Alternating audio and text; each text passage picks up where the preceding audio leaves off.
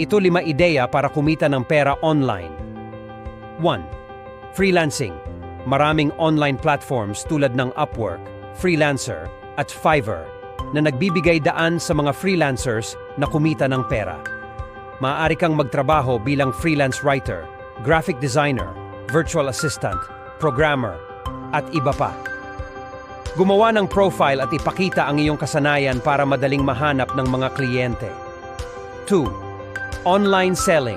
Iba't ibang platforms ang nagbibigay daan para magbenta ng produkto online.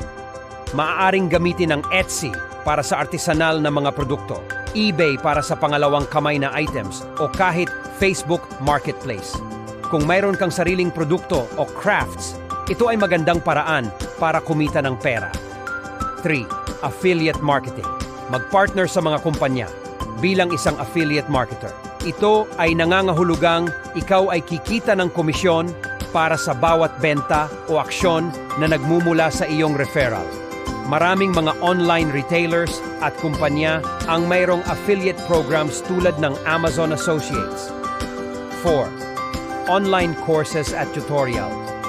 Kung mayroon kang espesyal na kasanayan o kaalaman sa isang tiyak na larangan, maaari kang magturo online. Gumamit ng mga online platforms tulad ng Udemy, Teachable, o Skillshare para mag-create ng online courses. Maaari mo ring magsimula ng online tutorial service para sa mga estudyante. 5. Virtual assistants.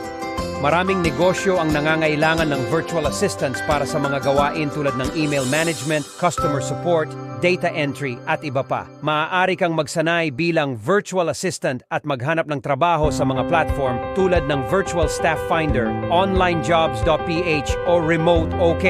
Tandaan, ang pagkakaroon ng disiplina at sipag ay mahalaga sa online work. Mahalaga rin na pagtuunan mo ng pansin ang pagpapabuti ng iyong mga kasanayan at pagbuo ng magandang online presence para madaling mahanap ng mga potential na kliyente o employers.